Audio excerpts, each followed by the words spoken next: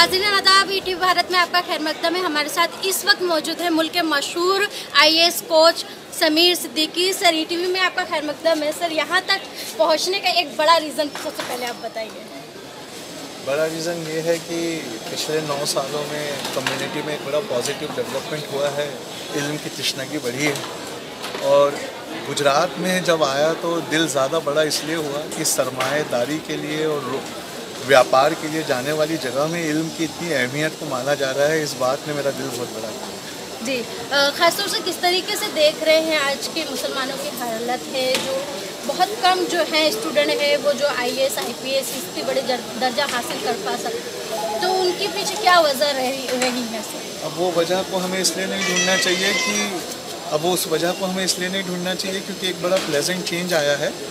मुझे लगता है कि जितने समाज मिलकर हमारा प्यारा देश भारत बनाते हैं, उसमें सबसे ज़्यादा प्यास इस वक्त हमारी कम्युनिटी को लगी है। तो अब तक जो भी परसेंटेज रहा हो, मुझे ऐसा लगता है कि पढ़ाई की तरफ अब हमारा जो रुझान है और पढ़ाई की तरफ जो हम खींचे चले जा रहे हैं, ये परसेंटेज ज़रूर बचेगा। लेकिन कहा जाता है कि ये जो आईएएस की आईपीएस की जो तैयारियां होती है मुकाबला जाती इम्तिहानात के लिए, बहुत खर्च होता है, बहुत महंगी तैयारी होती है, महंगा कोर्स लेना पड़ता है, तो उसको कैसे आसान करेंगे? क्योंकि बहुत गरीब लोग आज भी हैं जो जिनका सपना है आईएएस आईपीएस बनने का। इसीलिए गुजरात सार्वजनिक वेलफेयर ट्रस्ट ने और बड़ौदा मुस्लिम डॉक्टर एसोसिएशन ने मुझे दिल्ली से यहाँ बुलाया है। वो चाहते हैं कि किसी का सपना पैसे या महंगा होने की वजह से ना टूटे, तो हम लोग मिलकर अब एक ऐसी चीज़ ला रहे हैं कि आपका घर में रहकर पढ़ना महंगा हो जाएगा, हमारे साथ पढ़ना सस्ता हो जाएगा।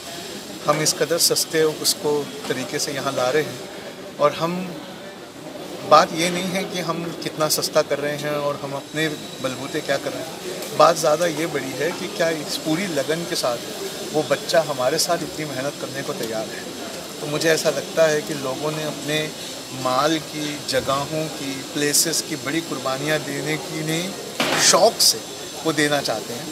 और शौक़ से देकर ये वाला मसला जो है कि तालीम महंगी है, उससे बहुत हद तक वो हल कर रहे हैं। लेकिन सर, आज का जो माहौल देख रहे हैं, जिस तरीके से बच्चों के साथ भेदभाव का माहौल देख रहे हैं, कभी बच्चों को पीटा जा रहा है, कभी हिजाब के नाम पर स्कूल जाने से रोका जा रहा है, उसमें कैसे आईएएस आईपीएस बन पाएंगे बच्चे? देखिए मैम, डेमोक्रेसी में आपके हक मिलते रहे, इसलिए आपका लगातार संघर्ष करना ज़रूरी है। और संघर्ष आप किसकी लीडरशिप के अंदर करते हैं, ये एक बड़ा सवाल है। तो इसका एक जवाब है, जो बच्चे आईएएस बन जाएंगे वो तो देश की सेवा करेंगे, लेकिन जो इंटरव्यू तक जाकर फेल हो जाएंगे वो इस कम्युनिटी को लीडरशिप देंगे। तो उस लीडरशिप में, उस पढ़ी लिखी लीडरशिप में जब हम संघर्ष करेंगे, तो मुझे लगता है कि हमारे हक जो इक्का दुक्का कहीं छीने जा रहे हैं 100 में से एक जगह, वो भी हम वापस पा सकें। लेकिन सर, जो आज की जो पीढ़ी है, जो वो बहुत सारी बुराइयों में, खुराफात में मशगूल रहती है। सबसे ज़्यादा जो इलेक्ट्रॉनिक चीज़ें आ गई है, मोबाइल फ़ोन है, स्मार्टफोन से, उसकी वजह से उनका टाइम बहुत बिगड़ रहा है। तो क्या कहेंगे, कैसे वो इस ज़माने में आगे तरक्की कर सकते हैं? मुझे लगता है कि हर कोई मोबाइल पर इस वक्त इंटरेस्टिंग चीज़ों को ढूंढ रहा है। तो अगर हम तालीम को इतना इंटरेस्टिंग कर दें कि वो उसे देखे बिना ना रह पाएँ, तो इसीलिए हम पिछले 2 साल से काम कर रहे थे कि क्या नेटफ्लिक्स और डिस्कवरी और नेशनल ज्योग्राफी, इन चैनलों से अच्छे लेक्चर हम बना सकते हैं जिसको देखने पर आपका मन ना करे उन लेक्चर्स को छोड़ने का। तो हम पिछले 2 साल में बड़ा कामयाब हुए अल्हम्दुलिल्लाह। अभी 3 शहरों में ये प्रोजेक्ट चल रहा है और तीसरा शहर तो वडोदरा हमारे गुजरात का ही है, इसलिए आज चौथे शहर अहमदाबाद ने हमको बुलाया है। सर, एक वायरल भी हुआ है आपकी वीडियो, गांधी जी के जो सवाल, गांधी जी होते तो क्या करते, तो क्या कहेंगे? उसमें बड़ी क्रिएटिविटी और इमेजिनेशन का इस्तेमाल जिस बच्चे ने किया था, उसे यूपीएससी ने 2nd रैंक दिया। उसने बड़ा साफ गोई से लिखा था कि गांधी जी अगर आज ज़िंदा होते तो मुसलमानों की तरफ से वो यहाँ लड़ रहे होते, और यहाँ वो मुसलमानों की तरफ से लड़ रहे होते तो हम उन्हें देश से निकाल देते, वो पाकिस्तान जाते, चुप ना बैठते, वहाँ हिंदुओं की तरफ से लड़ रहे होते। तो पाकिस्तान जब उन्हें निकाल देता तो इंडिया वो वापस आते, वो अपना केस सुप्रीम कोर्ट में स्वयं लड़ते, क्योंकि वो एक बहुत बड़े वकील थे। गांधी जी बनिया थे, तो जिस दिन खाने पीने की चीज़ों पर जीएसटी लगाया गया, अगला डांडी मार्च उस दिन निकालते। और गांधी जी 9 से 10 दिन का आमरण अनशन रखते, जिस दिन मर्यादा पुरुषोत्तम श्री राम का फैसला आया था कोर्ट से। वो कहते कि मर्यादा पुरुषोत्तम की असली जगह हमारे दिलों में है। तो गांधी का बनाए हुए इस देश, इसी वजह से उन्हें राष्ट्रपिता कहा जाता है। तो मैंने यही कहा कि एक गांधी जी जो इतने दुबले पतले थे, गरीबों की दुख उन्हें महसूस हो इसलिए वो पूरा कपड़ा भी नहीं पहना करते थे, वो गांधी जी ने इस कदर ताकत से इस देश का निर्माण किया कि अंग्रेज़ों को वापस जाना पड़ा। अगर अच्छाई मेहनत करके इन मनसबों पे फाइज नहीं होगी तो बुराई वहाँ फाइज हो जाएगी और फिर बुराई अपनी राह में मोड़ कर पूरा देश लेकर चली जाएगी। जी सर, इस वक्त हमारे साथ ज़ुबैर गोबलानी सर भी मौजूद हैं। सर, आप लोग भी प्लानिंग कर रहे हैं कुछ, मतलब ऐसे बच्चों को जो गरीब बच्चे हैं उनको IAS IPS और मुकाबला जाती इम्तिहान में पास करने के लिए कोशिश कर रहे हैं, क्या है पूरा आप लोगों का मंसूबा, कब से शुरू होगा सर?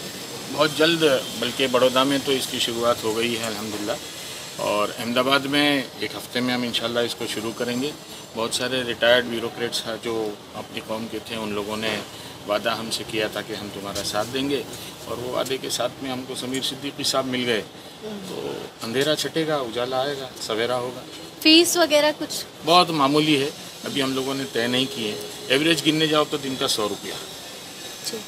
सर, आज का जो सेमिनार रखा कितना सक्सेसफुल रहा, किस तरीके से देख रहे हैं आज लोगों के जहन में जो तब्दीली लाने की ज़रूरत है बच्चों में, जिस तरीके से सेमिनार से, तो कितना बदलाव नज़र आ रहा है? सबसे बड़ा बदलाव तो ये नज़र आया कि 700 की कैपेसिटी के हॉल में 2000 लोग थे। कभी इससे पहले प्रोग्राम हुए, कभी हमने लोगों को सीढ़ियों पर बैठे हुए नहीं देखा है, और हमारी कौम को, और ख़ास करके हमारी कौम की औरतों को खामोशी से 3 घंटा किसी को सुनते हुए नहीं देखा। ये सबसे बड़े बदलाव की निशानी है। नीचे हॉल में 2 स्क्रीन लगी हुई है, 500 कुर्सियाँ वहाँ लगी हुई हैं, तो ये 2000 का मजमा आपको 2 घंटे तक सुनता है, वो एक बदलाव की शुरुआत है और अच्छी निशानी है। हमने अपनी बात रख दी है, और मैं समझता हूँ कि मुसलमान बच्चों ने अगर उमड़ के आए हैं, ये इतना बड़ा समंदर लोगों का आया है, तो कहीं ना कहीं तो सूखा हटेगा और गीला आएगा इंशाल्लाह। जी, बहुत शुक्रिया। समीर साहब, एक आखिरी टिप्स बताइए जो बच्चे बनना चाहते हैं IAS उनके लिए, और क्या पैगाम देंगे आज के माहौल में? बस एक लाइन का पैगाम है, पढ़े हुए पर सीधा कुछ नहीं आएगा, पढ़े हुए पर सोचे हुए पर सारे क्वेश्चंस आएंगे। तो वो ये नहीं पूछेंगे कि गांधी जी कहाँ कैसे थे, वो ये पूछेंगे अगर आज जिंदा होते तो क्या कर रहे होते, अगर गांधी जी नहीं होते तो देश का इतिहास क्या होता। तो ये जो सोचने की हदें हैं, उन हदों को बढ़ाकर अपने पढ़े हुए पर सोचे हुए से सारे सवाल आए, ये एक टिप है। बहुत बहुत शुक्रिया। ये थे IAS समीर सिद्दीकी सर, और उनके साथ मौजूद थे ज़ुबैर गोबलानी सर, जो बता रहे थे कि किस तरीके से आज के माहौल में IAS IPS बनने की बच्चों की ज़रूरत है। जिस तरीके मुसलमानों के हालात हैं उन्हें उसमें सुधार लाने की ज़रूरत है, और ये लोग कोशिश कर रहे हैं कि ज़्यादा से ज़्यादा बच्चे तालीम याफ्ता बने और इस मुकाम तक पहुँचे जहाँ उन पर कोई सवाल ना खड़ा कर सके। ETV भारत के लिए अहमदाबाद से रोशन आराम।